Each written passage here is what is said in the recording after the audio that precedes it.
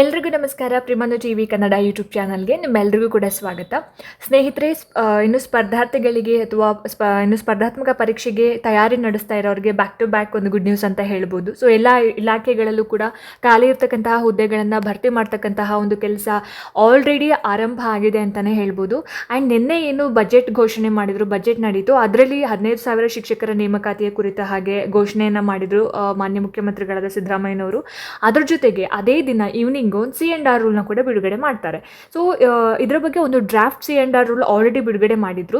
So ಇವಾಗ final ಆಗಿ ಅಂತಿಮ ಒಂದು C&R ನಿಯಮವನ್ನು ಬಿಡುಗಡೆ ಮಾಡಿರುವಂಥದ್ದು. ಏನೇನೆಲ್ಲ ಬದಲಾವಣೆಗಳಾಗಿದ್ದಾವೆ, ಯಾರ್ಯಾರಿಗೆ ಪ್ರಾಫಿಟ್ ಇದೆ, ಇದರಿಗೆ ಬ್ಯಾಕಪ್ ಸ್ಕೋರ್ ಎಷ್ಟು ರಿಮೂವ್ ಆಗಿದೆ, ಇದೆಲ್ಲವನ್ನು ಕೂಡ ಈ ಒಂದು C&R ರೂಲ್ನಲ್ಲಿ ನಾವು ತಿಳ್ಕೊತಾ ಹೋಗ್ಬೋದು. ಆ್ಯಂಡ್ ನೆಕ್ಸ್ಟು ಏನೇ ಒಂದು GPSTR ಸಂಬಂಧಪಟ್ಟ ಹಾಗೆ ಮತ್ತು PSTR ಸಂಬಂಧಪಟ್ಟ ಹಾಗೆ ನೇಮಕಾತಿಗಳಾದಂಥ ಸಂದರ್ಭದಲ್ಲಿ ಇದನ್ನು ಆಧಾರವಾಗಿ ಇಟ್ಕೊಂಡು ಒಂದು ಮೆರಿಟ್ ಲಿಸ್ಟನ್ನು ತಯಾರಿ ಮಾಡುವಂಥದ್ದು. ಸೊ ಇದನ್ನು ಆಧಾರವಾಗಿ ಇಟ್ಕೊಂಡು ನೇಮಕಾತಿಗಳನ್ನು ಮಾಡುವಂಥದ್ದು. ಹಾಗಾದರೆ ಏನೇನೆಲ್ಲ ಬದಲಾವಣೆಗಳಾಗಿದ್ದಾವೆ ಅಥವಾ ಯಾವುದೇ ಒಂದು ಬದಲಾವಣೆಗಳಾಗಿಲ್ವಾ, ಹಿಂದೆ ಬಂದಿರತಕ್ಕಂತಹ ಡ್ರಾಫ್ಟ್ C&R ರೂಲ್ನೇ ಅಚ್ಚಿಳಿಸಿದಾರಾ ಏನು ಅನ್ನೋದನ್ನ ಇವತ್ತಿನ ವಿಡಿಯೋದಲ್ಲಿ ನೀಟಾಗಿ ನೋಡ್ತಾ ಹೋಗೋಣ. ಯಾರೆಲ್ಲ ಈ ವಿಡಿಯೋನ ನೋಡ್ತಾ ಇದ್ದೀರಾ, ಎಲ್ಲೂ ಕೂಡ ಸ್ಕಿಪ್ ಮಾಡದೆ ಪೂರ್ತಿ ವಿಡಿಯೋನ ನೋಡಿ, ಜೊತೆಗೆ ಸಬ್ಸ್ಕ್ರೈಬ್ ಮಾಡ್ಕೊಂಡು ನೋಡೋದನ್ನು ದಯವಿಟ್ಟು ಮರಿಬೇಡಿ ಅಂತ ಹೇಳ್ತಾ ಜಾಸ್ತಿ ತಡ ಮಾಡೋದು ಬೇಡ, ಬನ್ನಿ ಆದಷ್ಟು ಬೇಗ ಇವತ್ತಿನ ವಿಡಿಯೋನ ಶುರು ಮಾಡ್ತಾ ಹೋಗೋಣ.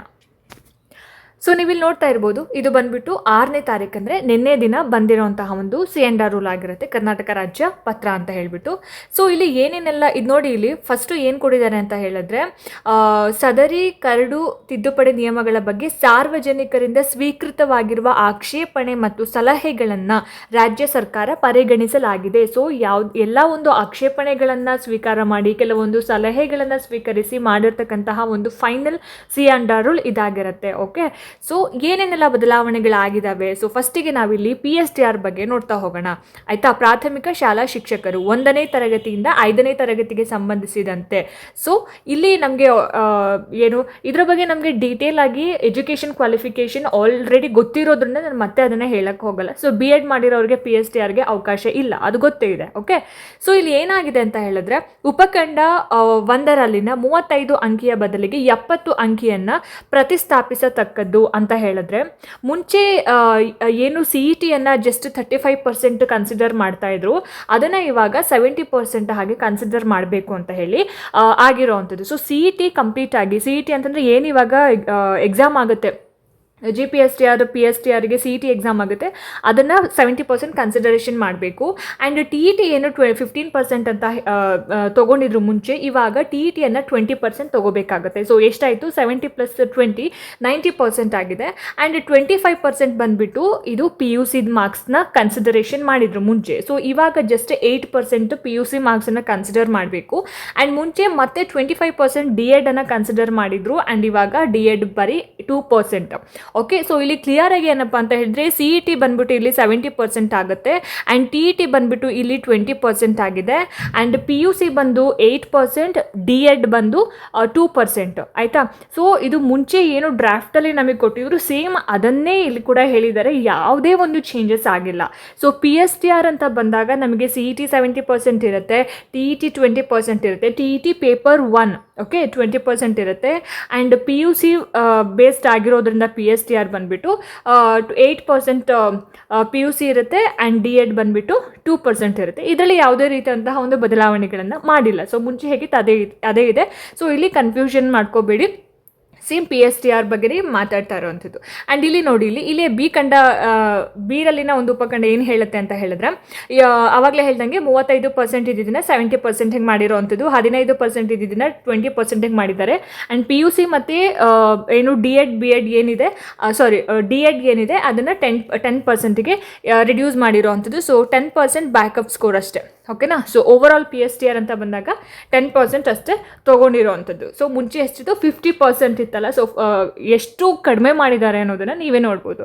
ಸೊ ಇದಿಷ್ಟು ಬಂದು PSTR ಬಗ್ಗೆ. ಆ್ಯಂಡ್ ನೆಕ್ಸ್ಟ್ ಪದವೀಧರ ಪ್ರಾಥಮಿಕ ಶಾಲಾ ಶಿಕ್ಷಕರು ಅಂತಂದರೆ 6ನೇ ತರಗತಿಯಿಂದ 8ನೇ ತರಗತಿಗೆ ಸಂಬಂಧಪಟ್ಟ ಹಾಗೆ ಏನೇನೆಲ್ಲ ಚೇಂಜಸ್ ಆಗಿದೆ ಅನ್ನೋದನ್ನು ನೋಡ್ತಾ ಹೋಗೋದಾದರೆ, ಮುಂಚೆ ಎಷ್ಟಿತ್ತು ಡ್ರಾಫ್ಟಲ್ಲಿ 50% CET ಅಂತ ಇತ್ತು. ಸೊ ಇವಾಗ ಏನಾಗಿದೆ, ಸೊ ಡ್ರಾಫ್ಟಲ್ಲ ಅದಕ್ಕಿಂತ ಮುಂಚೆ, ಸೊ ಡ್ರಾಫ್ಟಲ್ಲಿ ಸೇಮ್ ಇದೇ ಇದ್ದಿದ್ದು, 50% ಇದನ್ನು 70% ಹಿಂಗೆ ಮಾಡಿದ್ರು. ಸೊ ಇವಾಗಲೂ ಕೂಡ CET 70% ಇರೋ ಅಂಥದ್ದು. Okay and then next 20% TET ಅಂತ ಇತ್ತು. ಸೊ ಈಗಲೂ ಕೂಡ 20%ನ ಕನ್ಸಿಡರ್ ಮಾಡಿದ್ದಾರೆ. ಆ್ಯಂಡ್ ಇಲ್ಲಿ ಡಿಗ್ರಿ BA BCom B.Ed ಅಂತ ಬಂದಾಗ ಇಲ್ಲಿ 20% ಇತ್ತು, ಇವಾಗ ಕೇವಲ 8%, 0.08 ಅಂದರೆ 8% ಮಾತ್ರ ಡಿಗ್ರಿ ಮಾರ್ಕ್ಸನ್ನು ನಾವು ಕನ್ಸಿಡರ್ ಮಾಡ್ತೀವಿ ಅಂತ ಹೇಳಿ ಹಾಕಿದ್ದಾರೆ. ಆ್ಯಂಡ್ ಇನ್ನು 10% ಅಂತ ಬಂದುಬಿಟ್ಟು ಇದು B.Ed ಅಥವಾ D.Ed. So graduation primary school teachers ಅಥವಾ GPSTR ಪದವೀಧರರ ಪ್ರಾಥಮಿಕ ಶಾಲಾ ಶಿಕ್ಷಕರು ಅಂತ ಬಂದಾಗ D.Ed ಅನ್ನು ಕೂಡ ಕನ್ಸಿಡರ್ ಮಾಡ್ತಾರೆ. So D.Ed and B.Ed okay, ಅದು ಬಂದು ಜಸ್ಟ್ 2% ಅಷ್ಟೇ. ಸೊ ಇಲ್ಲಿ ಏನಾಗಿದೆ ಅಂತಂದರೆ CET ಬಂದು ಇಲ್ಲಿ ನೋಡಿ ನಾನು ಇಲ್ಲಿ ಹಾಕ್ತೀನಿ, CET 70%, TET ಬಂದು 20%, 8% ಡಿಗ್ರಿ ಆ್ಯಂಡ್ 2% ಬಂದುಬಿಟ್ಟು D.Ed ಆ್ಯಂಡ್ B.Ed. ಸೊ ಇಲ್ಲಿ ಸೇಮ್ ಯಾವುದೇ ಚೇಂಜಸ್ ಆಗಿಲ್ಲ. ಇಲ್ಲಿನೂ ಕೂಡ ನೋಡಿ, ಇಲ್ಲಿ 50% ಹೋಗಿ 70% CET ಬಂದಿದೆ, 20% ಇದ್ದಿದ್ದು ಸೇಮ್ 20% ಹಾಗೇ ಇದೆ TET, ಆ್ಯಂಡ್ 30% ಏನಿತ್ತು degree plus B.Ed R D.Ed ಅದು ಎರಡು ಕೂಡ ಸೇರಿ 10%ಗೆ ಇಲ್ಲಿ ರೆಡ್ಯೂಸ್ ಮಾಡಿರೋವಂಥದ್ದು. So overall 10% backup score ಅಷ್ಟೇ ಇರೋದ್ರಿಂದ 90% ಕಂಪ್ಲೀಟ್ ಆಗಿ ಯಾವುದ್ರ ಮೇಲೆ ನಿಂತಿರೋವಂಥದ್ದು CET ಆ್ಯಂಡ್ TET ಮೇಲೆ. ಸೊ ನಾವು ಕಾಂಪಿಟೇಷನ್ ಮುಖಾಂತರನೇ ನಾವು ಹುದ್ದೆಯನ್ನು ಪಡ್ಕೊಳ್ಳೋ ಅಂಥದ್ದು. ಓಕೆ, ಸೊ ತುಂಬ ಜನಕ್ಕೆ ಬೇಜಾರಿರುತ್ತೆ.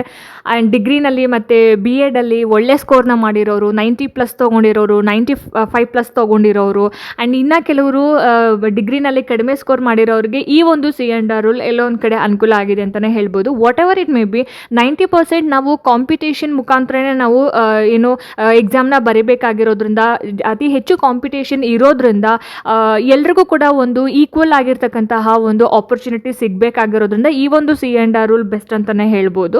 ಯಾಕಂತಂದರೆ ಎಷ್ಟು ವರ್ಷಗಳಿಂದ ನಾವು ಈ ಒಂದು ಬ್ಯಾಕಪ್ ಸ್ಕೋರ್ ರಿಮೂವ್ ಮಾಡೋದಕ್ಕೆ ಎಷ್ಟು ಮನವಿಗಳನ್ನು ಮಾಡಿಕೊಂಡ್ರು, ಎಷ್ಟು ಹೋರಾಟಗಳನ್ನು ಮಾಡಿದ್ರು. ಸೊ ಇದಕ್ಕೋಸ್ಕರ ಎಷ್ಟೋ ಜನ ಅವರ ಒಂದು ಟೈಮನ್ನು ಕೊಟ್ಟಿದ್ದಾರೆ ಈ ಒಂದು ಬ್ಯಾಕಪ್ ಸ್ಕೋರ್ನ ರಿಮೂವ್ ಮಾಡಿಸ್ಬೇಕು ಅಂತ ಹೇಳಿ. ಸೊ ಫೈನಲ್ ಆಗಿ ಏನು ಡ್ರಾಫ್ಟಲ್ಲಿ ಇತ್ತು ಸೇಮ್ ಅದೇ ಥರ ಬಂದಿದೆ, ಯಾವುದೇ ಒಂದು ಚೇಂಜಸ್ ಆಗಿಲ್ಲ. ಬಟ್ ಇದು ಏನು ತುಂಬ ಜನಕ್ಕೆ ಅನುಕೂಲ ಆಗಿದೆ ಅಂತಲೇ ಹೇಳ್ಬೋದು. ಸೊ ಇಲ್ಲಿ ನೀವೇ ನೋಡ್ಬೋದು, ಕೆಲವೊಂದು ಆಕ್ಷೇಪಣೆಗಳನ್ನು, ಕೆಲವೊಂದು ಏನೋ ಮಾಹಿತಿಗಳನ್ನು, ಸಾರ್ವಜನಿಕರಿಂದ ಸ್ವೀಕೃತವಾಗಿರ್ತಕ್ಕಂತಹ ಕೆಲವೊಂದು ಸಲಹೆಗಳನ್ನು ಕನ್ಸಿಡರೇಷನ್ ಮಾಡಿ ಈ ಒಂದು C&R ರೂಲ್ನ ರೆಡಿ ಮಾಡಿರೋವಂಥದ್ದು. ಸೊ ಹಾಗಾಗಿ ಮತ್ತೆ ಇದರಲ್ಲಿ ಯಾವುದೇ ಒಂದು ಚೇಂಜಸ್ ಆಗಲ್ಲ. ಆ್ಯಂಡ್ ತುಂಬ ಜನ ಕೇಳಬಹುದು HSTR C&R ರೂಲ್ ಯಾವಾಗ ಅಂತ. ಸೊ ಆದಷ್ಟು ಬೇಗ GPSTR ಆ್ಯಂಡ್ PSTR ಬಿಟ್ಟಿದ್ದಾರೆ ಅಂತಂದರೆ HSTR ಕೂಡ ಆದಷ್ಟು ಬೇಗ ಬಿಡ್ತಾರೆ. ಆ್ಯಂಡ್ ಇದನ್ನೇ ಬೇಸಾಗಿ ಇಟ್ಕೊಂಡು, ಇದನ್ನೇ ಆಧಾರವಾಗಿ ಇಟ್ಕೊಂಡು ಮುಂದೆ ನಡೀತಕ್ಕಂತಹ ಒಂದು ನೇಮಕಾತಿಗಳನ್ನು ಕನ್ಸಿಡರ್ ಮಾಡುವಂಥದ್ದು. ಯಾವುದೇ ಒಂದು ಮೆರಿಟ್ ಲಿಸ್ಟ್ ಆಗಿರ್ಬೋದು, ಯಾವುದೇ ಒಂದು ನೇಮಕಾತಿಗಳನ್ನ ಇದನ್ನು ಆಧಾರವಾಗಿ ಇಟ್ಕೊಂಡು ಮಾಡ್ತಾರೆ, ಆಯಿತಾ. ಸೊ C&R ರೂಲ್ ಇವಾಗ ಬಿಟ್ಟಿದ್ದಾರೆ ಅಂತಂದರೆ ನೋಡಿ, ನೆನ್ನೆ ಬಜೆಟ್ ಆಯಿತು, ನೆನ್ನೆ ಸಂಜೆನೇ ಬಿಟ್ಟಿದ್ದಾರೆ ಅಂತಂದರೆ ಅತಿ ಶೀಘ್ರದಲ್ಲಿ ನೋಟಿಫಿಕೇಷನ್ ಬಿಟ್ಟೇ ಬಿಡ್ತಾರೆ. ಸೊ ಏನು ಇವಾಗ 30 ಡೇಸ್ ಟೈಮ್ ಅಂತ ಕೇಳಿದರು, ಅಂದರೆ ಮಾರ್ಚ್ 1 ಮಾರ್ಚ್ 30 ತನಕ ಏನು ಟೈಮ್ನ ಕೇಳಿದರು. ಸೊ ಆ ಟೈಮ್ ಒಳಗಡೆ ಆಲ್ಮೋಸ್ಟ್ ಆಲ್ ಎಲ್ಲ ನೋಟಿಫಿಕೇಷನ್ ಕೂಡ ಆಗುತ್ತೆ, ಬ್ಯಾಕ್ ಟು ಬ್ಯಾಕ್. ಸೊ ಇವಾಗ ನಮಗೆ ಟೈಮೇ ಇಲ್ಲ. ಸೊ ನಾವು ಇಷ್ಟು ದಿನ ಟೈಮ್ ಕೊಟ್ಟಿದ್ವಿ, ಇವಾಗ ನಮಗೆ ಟೈಮ್ ಇಲ್ಲದಿರೋವಾಗ ಆಗ್ಬಿಟ್ಟಿದೆ ಅಂತ ಅನ್ನಿಸ್ತಾ ಇದೆ. ಯಾಕಂದರೆ ಆಲ್ಮೋಸ್ಟ್ ಇವಾಗ ಪೊಲೀಸ್ ಇಲಾಖೆಯಲ್ಲಿ ಖಾಲಿರ್ತಕ್ಕಂತಹ ಹುದ್ದೆಗಳು ಎಷ್ಟೆಷ್ಟಿದೆ, ಏನೇನಿದೆ ಎಲ್ಲವನ್ನು ಕೂಡ ಬಿಟ್ಟಿದ್ದಾರಲ್ವ. PC ಆಗಿರ್ಬೋದು, PSI ಆಗಿರ್ಬೋದು, DYSP ಎಲ್ಲವನ್ನು ಕೂಡ ಬಿಟ್ಟಿದ್ದಾರೆ. ಸೊ ಅದೇ ರೀತಿ ಇವಾಗ ಎಜುಕೇಷನ್ ಡಿಪಾರ್ಟ್ಮೆಂಟ್ ಅಂತ ಬಂದಾಗ ಇವಾಗ ಫೈನಲ್ C&R ರೂಲ್ ಕೂಡ ಬಿಟ್ಟಿದ್ದಾರೆ. ಆ್ಯಂಡ್ ನೋಟಿಫಿಕೇಷನ್ ಕೂಡ ಆದಷ್ಟು ಬೇಗನೆ ಆಗುತ್ತೆ. ಸೊ ಇನ್ನೇನು ಒಂದು 15 ಡೇಸ್ ಒಳಗಡೆ ನೋಟಿಫಿಕೇಷನ್ ಆಗ್ತಕ್ಕಂತಹ ಎಲ್ಲ ಚಾನ್ಸಸ್ ಇರೋದ್ರಿಂದ ನಮಗೆ ತುಂಬ ಕಡಿಮೆ ಸಮಯ ಇದೆ. ಸೊ ಈ ಕಡಿಮೆ ಸಮಯದಲ್ಲಿ ಎಷ್ಟು ನಮಗೆ ಓದ್ಕೊಳ್ಳೋದಕ್ಕೆ ಸಾಧ್ಯ ಆಗುತ್ತೋ ಅಷ್ಟು ನಾವು ಎಫರ್ಟ್ನ ಹಾಕಬೇಕಾಗತ್ತೆ.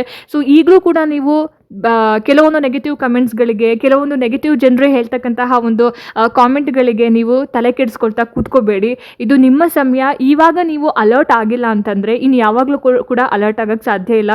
ಎಷ್ಟೋ ಹೋರಾಟಗಳನ್ನು ಮಾಡಿ ಗಿಟ್ಟಿಸ್ಕೊಂಡಿರ್ತಕ್ಕಂತಹ ಒಂದು ಅವಕಾಶವನ್ನು ನಾವು ಸದುಪಯೋಗ ಮಾಡ್ಕೋಬೇಕಾಗತ್ತೆ. ಹಾಗಾಗಿ ಮುಂದೆ ಬರ್ತಕ್ಕಂತಹ PSTR, GPSTR, HSTR ಯಾವುದೇ ಎಕ್ಸಾಮ್ಗಳಿಗೂ ಕೂಡ ನೋಟ್ಸ್ಗಳನ್ನಾಗಿರ್ಬೋದು, ಹಾಗೆಯೇ ಕೆಲವೊಂದು ಇಂಪಾರ್ಟೆಂಟ್ ವಿಡಿಯೋಸ್ಗಳನ್ನಾಗಿರ್ಬೋದು ಚಾಪ್ಟರ್ ವೈಸ್ ನನ್ನ ಚಾನಲಲ್ಲಿ ನಾನು ಅಪ್ಲೋಡ್ ಮಾಡ್ತಾ ಹೋಗ್ತೀನಿ. ಸೊ ಖಂಡಿತವಾಗ್ಲೂ ಕೂಡ GPSTR ಮತ್ತು PSTRಗೆ ಸಂಬಂಧಪಟ್ಟ ಎಲ್ಲ ಸಬ್ಜೆಕ್ಟ್ಗಳೇನಿದೆ, ಸೈಕಾಲಜಿ ಆಗಿರ್ಬೋದು, ಇಂಗ್ಲೀಷ್ ಆಗಿರ್ಬೋದು, ಆ್ಯಂಡ್ ಮೇನ್ ಸೋಷಿಯಲ್ ಸ್ಟಡೀಸ್ ಆಗಿರ್ಬೋದು, ಎಲ್ಲವನ್ನು ಕೂಡ ನಾನು ಚಾಪ್ಟರ್ ವೈಸ್ ವೀಡಿಯೋಸ್ನ ಅಪ್ಲೋಡ್ ಮಾಡ್ತೀನಿ. ಸೊ ನೀವು ಇದೇ ರೀತಿ ಯಾವ ಥರ ನನ್ನ ಚಾನಲ್ನ ನೋಡಿ ಸಪೋರ್ಟ್ ಮಾಡ್ತಾ ಇದ್ದೀರಾ, ಇನ್ನು ಮುಂದಿಗೂ ಕೂಡ ಸಪೋರ್ಟ್ ಮಾಡಿ ಅಂತ ಹೇಳ್ತಾ, ಹೋಪ್ ಈ ವಿಡಿಯೋ ನಿಮಗೆ ಇಷ್ಟ ಆಗಿದೆ, ಅನುಕೂಲ ಆಗಿದೆ ಅಂತ ಭಾವಿಸ್ತೀನಿ. ಇಷ್ಟ ಆಯಿತು ಅಂತಂದರೆ ದಯವಿಟ್ಟು ಲೈಕ್ ಮಾಡಿ, ಶೇರ್ ಮಾಡಿ, ಹಾಗೆ ನಿಮ್ಮ ಅನಿಸಿಕೆ ಅಭಿಪ್ರಾಯಗಳು ಏನೇ ಇದ್ರೂ ಕೂಡ ನನಗೆ ಕಾಮೆಂಟ್ ಸೆಕ್ಷನ್ನಲ್ಲಿ ತಿಳಿಸಿ ಅಂತ ಹೇಳ್ತಾ, ಇದೇ ರೀತಿ ಹೆಚ್ಚಿನ ವೀಡಿಯೋಸ್ಗಳಿಗೋಸ್ಕರ ನಿರಂತರವಾಗಿ ನನ್ನ ಚಾನಲನ್ನು ನೋಡ್ತಾ ಇರಿ. ಮುಂದಿನ ವೀಡಿಯೋಸ್ಗಳಲ್ಲಿ ನಾನು ನಿಮಗೆ ಸಿಗ್ತೀನಿ. ಅಲ್ಲಿ ತನಕ ಎಲ್ರಿಗೂ ನಮಸ್ಕಾರ.